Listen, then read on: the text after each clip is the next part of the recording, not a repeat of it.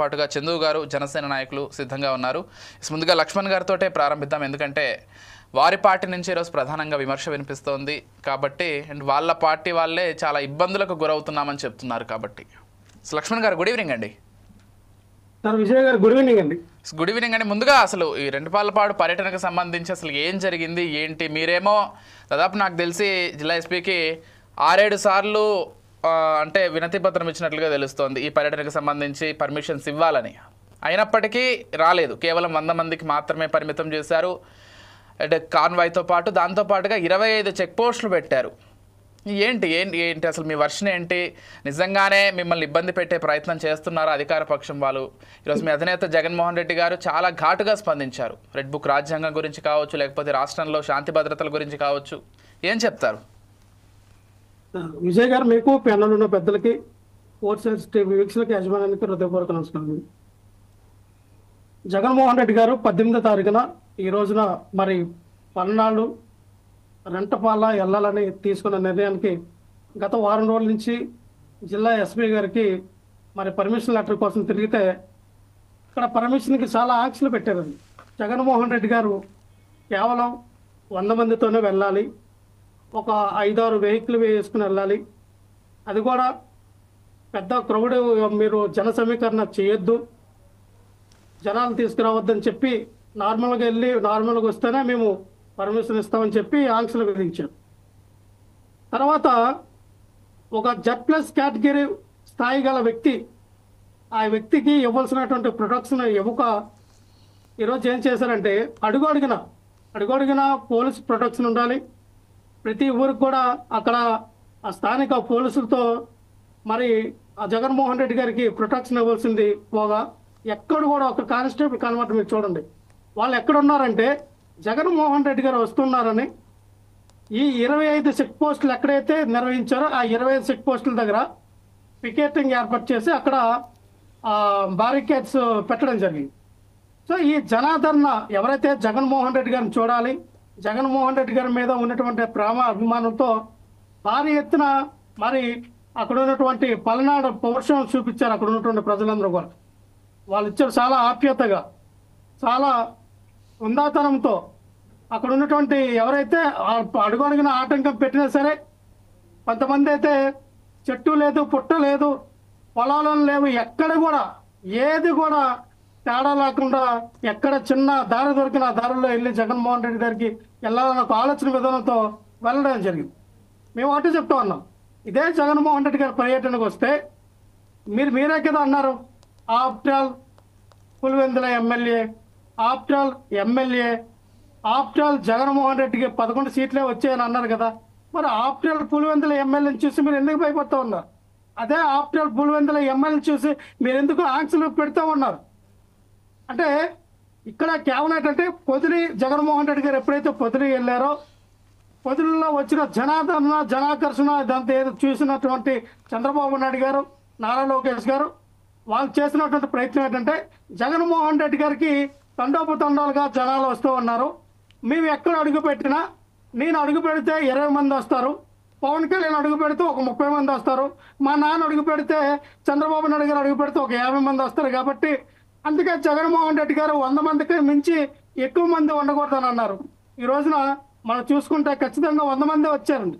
మీకు కావాలంటే చంద్రబాబు నాయుడు గారు, పవన్ కళ్యాణ్, నారా లోకేష్ గారు లెక్క పెట్టచ్చు. దారి పొడిగిన ఎంతమంది జనాలు వచ్చారు అనేది జిల్లా ఎస్పీ గారికి కూడా అర్థమైపోయింది. 100 మందే వచ్చారు. దీనికి ఏం పెట్టారంటే సార్ వీళ్ళు 1300 పోలీసులు పెట్టారు, కానీ ఒక్క పోలీసు కూడా జగన్మోహన్ రెడ్డి గారికి ప్రొటెక్షన్ ఇవ్వలేదు. 1300 కానిస్టేబుల్ పెట్టారు, 50 మంది ఎస్ఐలు పెట్టారు, 20 మంది సిఐలు పెట్టారు, 4 డిఎస్పీలు ఉన్నారు, 5 అడిషనల్ ఎస్పీలు ఉన్నారు. ఎందుకండి వీళ్ళందరూ కూడా దేనికున్నా నాకు అర్థం కావట్లా. ఒక Z+ కేటగిరీ కలిగిన వ్యక్తి, ఒక పర్యటన, మా పార్టీకి సంబంధించిన ఒక కార్యకర్త, ఆ రెంటపాల ఊరికి సంబంధించిన ఉప సర్పంచ్ ఈ కూటమి ప్రభుత్వం పెట్టినటువంటి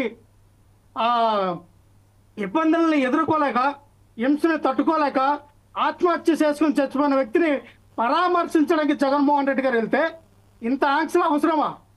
ఎందుకు ఈ ఆంక్షలు అంటున్నా? ప్రజల వద్దకి జగన్మోహన్ రెడ్డి గారు ఆ పరదాలు వేసుకుని వస్తారు, జగన్మోహన్ రెడ్డి గారు పర్దాలు వేశారు, జగన్మోహన్ రెడ్డి గారు ప్రజల వైపు కనబడన్నారా మీరే? కానీ జగన్మోహన్ రెడ్డి గారు ప్రజల్లోకి వస్తే మీరు ఆంక్షలు ఎందుకు విధిస్తూ ఉన్నారని నాకు అర్థం కావట్లా.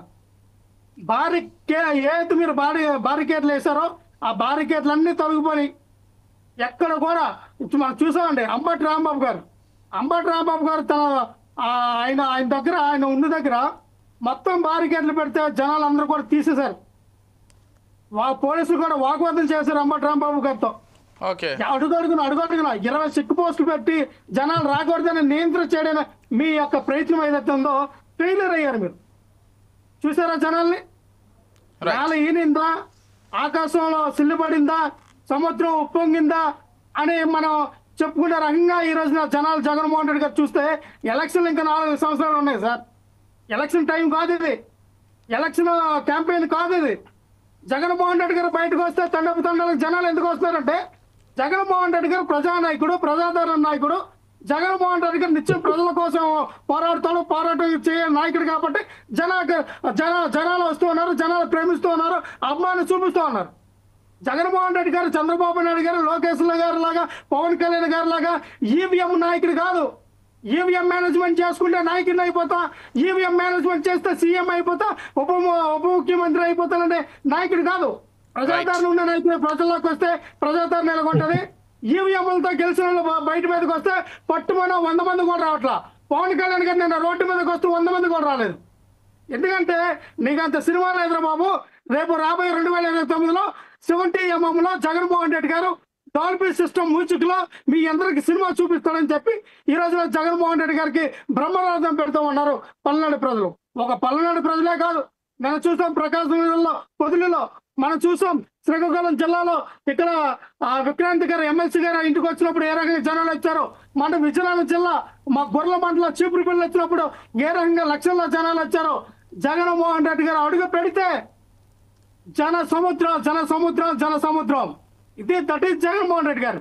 ప్రపంచంలో ఒక పొలిటీషియన్ గా, ఒక రాజకీయ నాయకుడిగా ఇంత క్రేజ్, ఇంత ప్రౌడ్ పిల్లర్, ఇంత మోసలేడరు ఎవడు లేడు అనేది మన అత్యక్తి కాదు. ఓపెన్ ఛాలెంజ్ చేస్తా, రమ్మని చెప్పండి.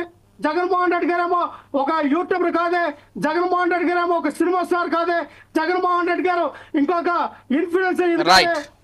ఆయన ఒక రాజకీయ నాయకుడు, ఒక ప్రజానాయకుడు, ప్రజల మన్నలను పొందినటువంటి ప్రజా సేవకుడు కాబట్టినే ఈ రోజున లక్షల్లో తొండలుగా గుంపులుగా వస్తూ ఉన్నారంటే అది జగన్మోహన్ రెడ్డి గారు ఒక దైవాంశ సంభూత నాయకుడు, ఒక దేవుడిచ్చిన వరం ఆంధ్రప్రదేశ్. సరే ఇప్పుడు దైవాంశ సంభూతులని మనం చూసాం. లక్ష్మణ్ గారు రైట్, ఓకే విజయ్ గారు, జగన్మోహన్ రెడ్డి గారు వస్తానంటే ఆపేదేవాడు సార్. జగన్మోహన్ రెడ్డి గారు వస్తానంటే నిలవరించేది ఎవరు సార్? జగన్మోహన్ రెడ్డి గారు అడుగు పెడతానంటే అడ్డుకునేది ఎవరు సార్? అడ్డుకుంటున్నారు కదా, అట్లా కాదు లక్ష్మణ్ గారు. మైసైపోతారు సార్ ఆకాశంలో సూర్యుడిని. సరే మీరు అట్లా కాదు, మీకు అభిమానం ఉండుండొచ్చు. మీరు పార్టీ కార్యకర్త కాబట్టి ఆయన దైవాంశ సంభూతులుగా, లేకపోతే ఆయన ఇట్లా కనిపిస్తేనే జనాలందరూ, లేకపోతే ఆయన వ్యతిరేకులందరూ మాడి మసైపోతారు అనేటువంటి ఉద్దేశం మీకు ఉండుండొచ్చు. Okay, all right, I appreciate your. ఒక ప్రజల్లో ఒక ప్రజానాయకుడిగా, ఒక నార్మల్ కార్యకర్తగా నేను చెప్తా ఉన్నాను. ప్రజల్లో ఆయనకున్న ఆదరణ ఓపెన్ ఛాలెంజ్ చేస్తా ఉన్నా ఎవరికి లేదు. ఇవి చెప్తానండి సార్. పవన్ కళ్యాణ్ గారు ఓడిపోతే పట్టుమని 100 మంది పార్టీ ఆఫీస్కి రాలా. నేనున్నా, పార్టీ పెట్టిన కొన్నాతల నుంచి జనసేన పార్టీలో నేనున్నా. విజయవాడ లింగమనేని ఆ పార్టీ ఆఫీస్ ఉంటే 10 మంది రాలేదు. మేము జన సమీకరణ చేసాం, 10 మంది రాలా. ఇప్పుడు అన్ని రోజులు ఒకేలాగా ఉండవు. ఆ రోజు పట్టుమని 10 మంది రాలేదేమో, ఈ రోజు నిలబడ్డ నియోజకవర్గాలు అన్నింటిలో కూడా గెలిచారు. సరే, ఇతర పార్టీలకు, ఇతర నాయకులకు సంబంధించిన ప్రజాదరణ గురించి మనం ఎందుకు మాట్లాడడంలే కానీ. ఓకే, రైట్ లక్ష్మణ్ గారు, రైట్ గురుస్వామి గారు, ఓకే రైట్, ఎస్ లక్ష్మణ్ గారు, రైట్ అండి, రైట్ ఒక్క నిమిషం. గురుస్వామి గారు నమస్కారం అండి.